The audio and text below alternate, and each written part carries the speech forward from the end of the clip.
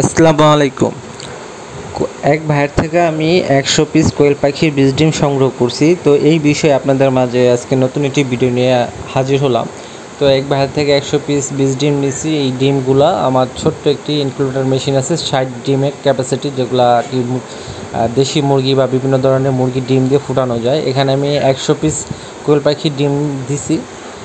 তো আমার এই ইনকিউবেটর মেশিনটা মোটামুটি একটি ছোটো সাইজের, যেখানে 60 ডিমের ক্যাপাসিটি আছে। এখানে তাপমাত্রা নিয়ন্ত্রণের জন্য তাপমাত্রা, সেলসিয়াস, আর্দ্রতা সব কিছুই আছে। এখানে অ্যাডজাস্ট কুলার, ফ্যান সব কিছু এখানে আছে, যেগুলো আপনার কোনোভাবে যাতে কোনো ডিম যাতে নষ্ট না হয়।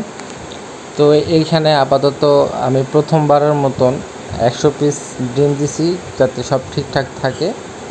আর তাপমাত্রা, আর্দ্রতা সব কিছু দেখে 100 পিস ডিম বসাইলাম। সবাই দোয়া করবেন যাতে এখানে 100 পিস এই ডিমগুলা যাতে সম্পূর্ণভাবে টিকে। আর এই 100 পিস ডিমের ভিতরে কতগুলা ডিম ফুটে বাচ্চা হবে সেই বিষয়ে আমি আপনাদের নেক্সট টাইম একটা ভিডিও দেবো। আল্লাহ হাফেজ।